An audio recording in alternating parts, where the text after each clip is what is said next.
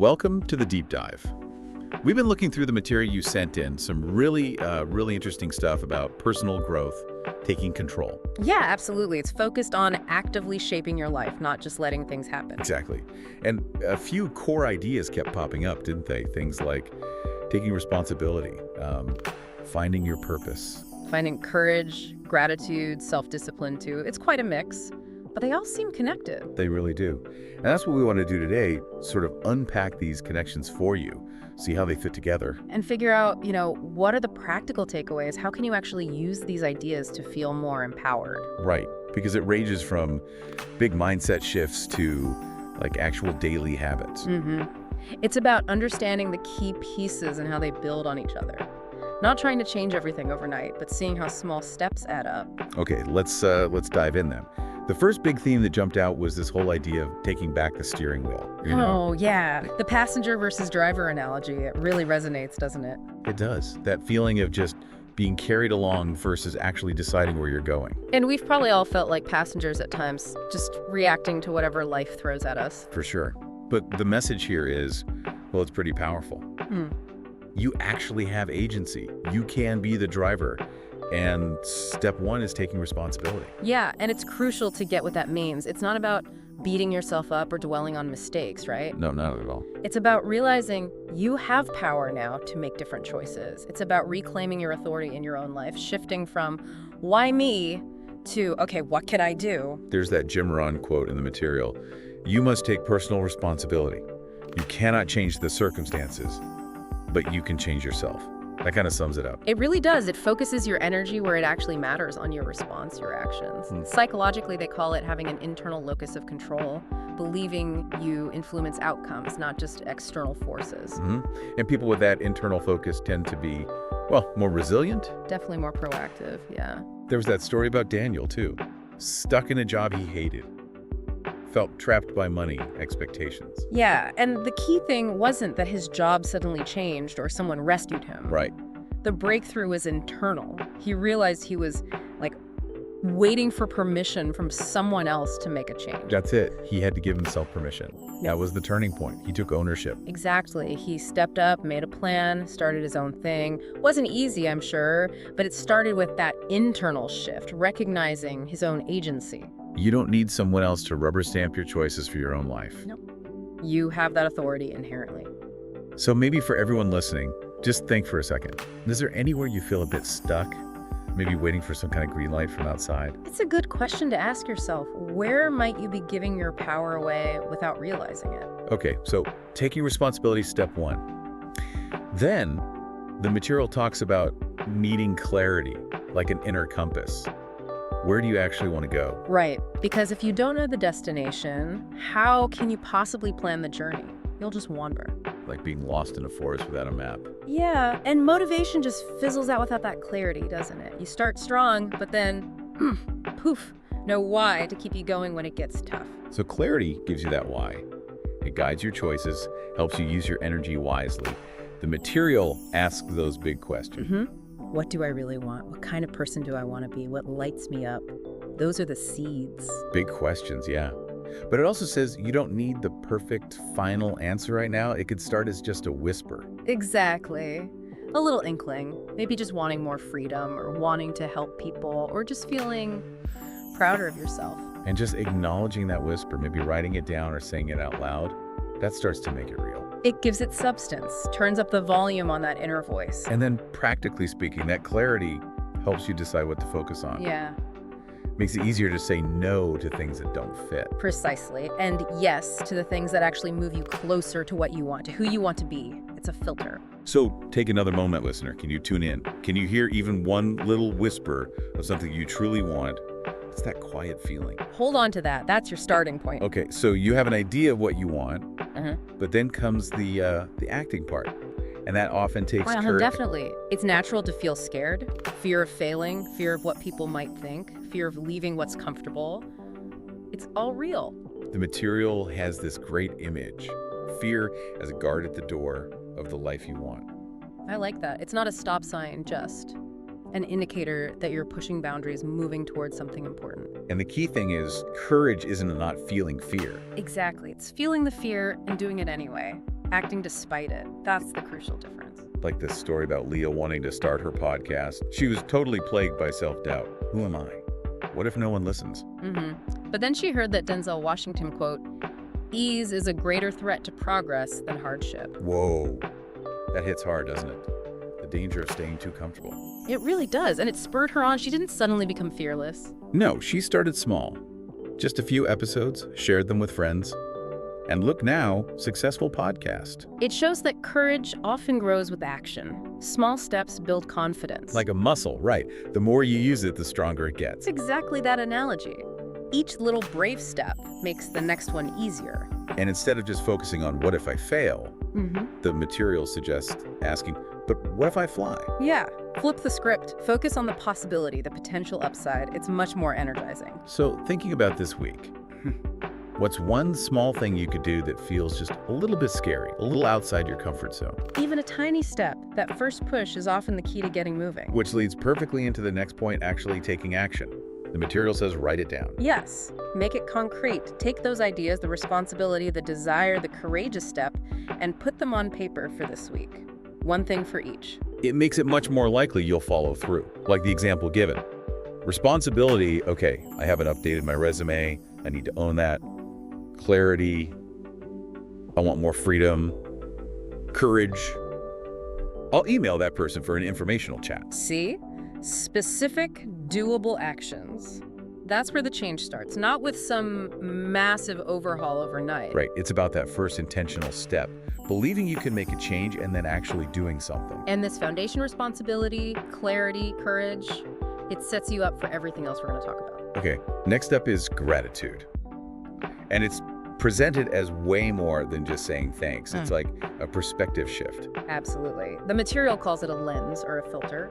It's about deliberately choosing to focus on the good, on what you do have, even when things are tough. Like putting on glasses that highlight possibilities instead of problems. It changes how you see everything. That story about the guy complaining about his apartment. The goat story. Yeah. Right. He brings in a goat, chaos ensues, then he takes the goat out, and suddenly his small apartment feels like a palace. Exactly. Nothing actually changed about the apartment, just his perspective on it. It shows how much our focus shapes our experience. And the practical tip is so simple. Write down 3 things you're grateful for each night. Simple, but really effective, apparently. It actually trains your brain over time. It does. It rewires you to notice the good stuff, the small wins, the things working out. It literally changes your neural pathways. And that gives you more energy, more motivation, right? It's hard to move forward if you're stuck in complaint mode. Totally. Complaining drains you. Appreciation fuels you. It creates a much more positive foundation to build from. So listener, maybe try for a week. Just 3 things each night, see what happens. It costs nothing but a few minutes, and the potential payoff for your mood and outlook is huge. Okay, moving on to self-discipline. This one can sound a bit harsh, but the material frames it as freedom. Yeah, that's a really important reframe.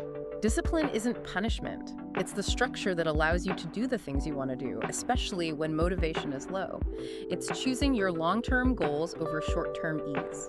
Like the Olympic athlete example. They don't always feel like training.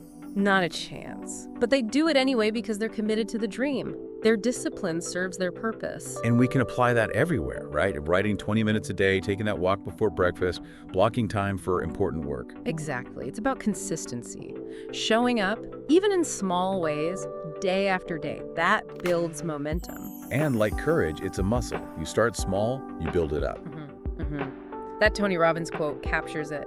It's not what we do once in a while that shapes our lives. It's what we do consistently.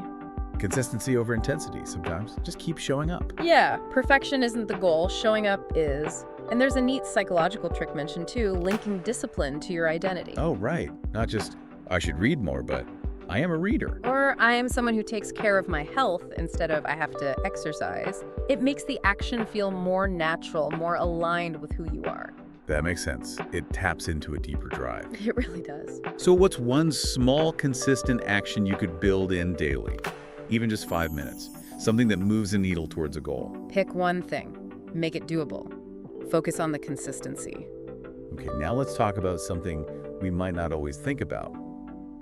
our environment. Yeah, it's huge. We focus a lot on our internal state, but our surroundings, people, places, information have a massive impact. The material asks some good questions here, like who do you actually spend your time with? What are you hearing all day? What does your space feel like? Because if your environment is constantly negative or pulling you down, it's like trying to swim upstream. It makes everything harder. That's saying you're the average of the 5 people you spend the most time with. It's cliche, maybe, but there's truth in it. Are the people closest to you lifting you up?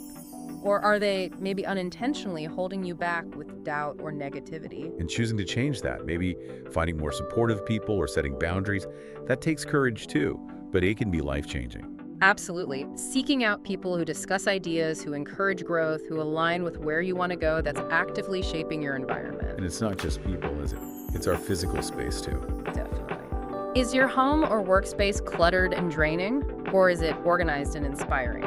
Simple things like tidying up, adding a plant, removing clutter can make a real difference to your mindset. So another little action item for the week.